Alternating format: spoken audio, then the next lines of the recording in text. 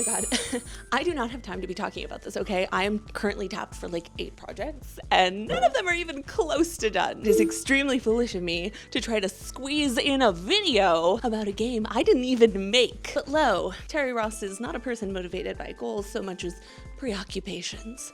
And this game haunts me. It had all the ingredients necessary to become indie darling of the summer, okay? The kind of game that develops a cult following overnight. But the delta between the number of people who should be obsessed with it and the number of people who seem to have actually played it is so astronomically high, I'm getting paranoid. Is nobody talking about this game because they don't know about it, or is nobody talking about this game because they do know about it but they don't care? And I'm the crazy one for liking it as much as I do. There's only one way to find out.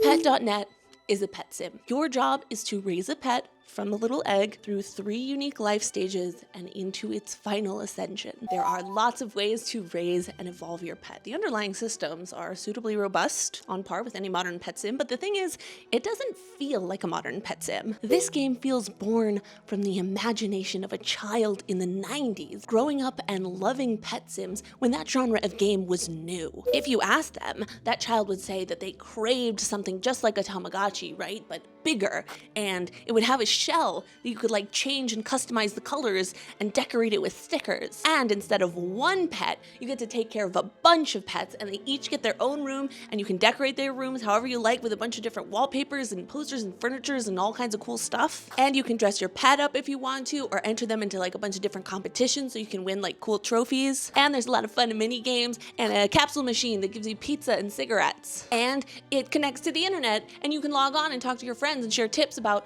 how to play the game and your favorite pets, and you can roleplay and basically do whatever you want. That child, who is obviously completely oblivious to the technical limitations of the 90s that would make most of their requests impossible, is nevertheless describing Pet.net. When it comes to games, nostalgia is really tough to nail. I don't think many people are aware that our memory of a favorite childhood game is rarely just about enjoying the mechanics. That memory also encompasses the culture and the time and the place in which you played it, the friends you had, the brain you had. You could probably go out right now and buy and play the exact same game that you enjoyed in your childhood, but you'll probably find that you can't have the exact same fun because those external elements are missing. So the fact that Pet.net is a brand new game that I get to enjoy as an adult, but which still captures in hyper-specific detail what it felt like to play as a kid again, it's a magic trick. My inner child isn't healed.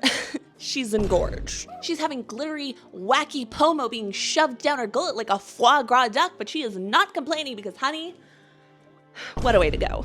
One of my favorite details in the game is the sort of pseudo story mode that's playing out in the forums. This is a fake online space where you get to watch these different interactions play out between recurring characters. I won't spoil too much, but if you were someone who played on Neopets or Gaia Online or Stardoll or any of those kinds of online spaces in their heyday, the conversations you're gonna read will be freakishly accurate. There's this one character who is like a devout Christian, and she's obsessed with Jesus, and she wants to get everyone converted, and of course her favorite pet is the one that looks the most angelic. And it triggered a memory of when I was a kid and I was playing Pixie Hollow Online, and I had this one random online friend, I don't know how we became friends, and she was obsessed with Jesus, and she was always trying to convert me. And as a kid, obviously I'm like, well, this is super weird, but she is online most of the time that I am, so I guess we just do all of our quests together.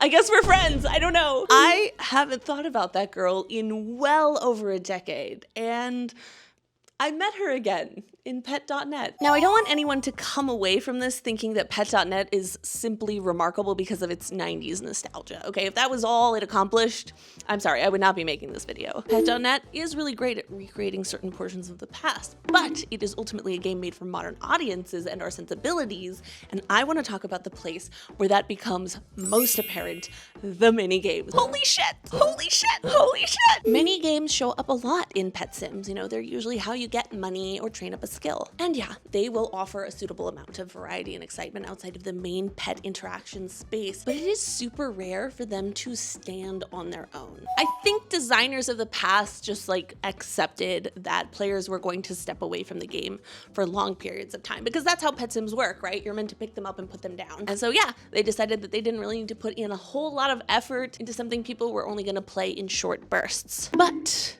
the designers of pet.net are very different, because they started with these kinds of common boring mini games that you see all the time and deliberately built on them so that they would have depth. There's a hide a coin mini game that would just be like a boring follow wherever the pet goes, but they added this peeking ability that you can earn every few rounds that honestly makes it feel more like gambling, which is like way more fun. The whack-a-mole game is gradually making the time that you need to hit lower and lower, so you're feeling more and more frantic as the game progresses, and it's changing your targets so you feel like you're always on your toes. My favorite minigame, Find Drop, which is like a hide and seek themed game, every few rounds you literally have to draft and pick modifiers like it's fucking Balatro.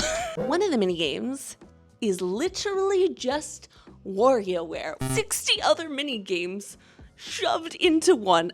I'm gonna puke. This is the first pet sim I've ever played where the mini games don't just exist to break up the main pet interaction. In fact, I think it's the opposite. The pet interaction is now just the thing that happens in between my very intense sessions of Find Drub. Why is nobody talking about pet.net? Why is nobody talking about pet.net? Why is nobody talking about pet.net? Pet.net is currently in a public playtesting phase of development, which means right now you can go on Steam or itch.io or Newgrounds and you can get the game completely for free in exchange for feedback about your experience. Yes, that's right. Everything I've described to you so far isn't even the full game. The developers are still planning on adding even more content. Now, you would think during a playtest, you would want as much feedback as possible, right? But that would require getting more people to actually play the game, which would require literally anyone on the internet knowing that it exists. And yet the developers don't seem to post anything outside of a Discord server of about 50 people. And the publisher, this is true, I swear to God, I looked it up. The publisher of this game, whose literal fucking job it is to publicize, has never once posted about this game, ever. The only reason that I know about it is because I happened to see its thumbnail while scrolling through cat cafe games on Steam. Slight tangent, based on my research, I have a feeling that cat cafe games are gonna be the cozy game trend next year. Just calling it right now. Is there an embargo I'm not aware of? Like, am I gonna get in trouble for driving traffic to the Steam page? If the developers are watching this and I have done something wrong and you were trying to keep this a secret or something, I am truly sorry. But if we're being honest, this is partially your fault. Look at this little guy. I would happily break an embargo for his sake. Hell, I'd break the law. I'd kill an innocent man in cold blood if it meant my sweet, sweet little drub could have one more second of virtual happiness.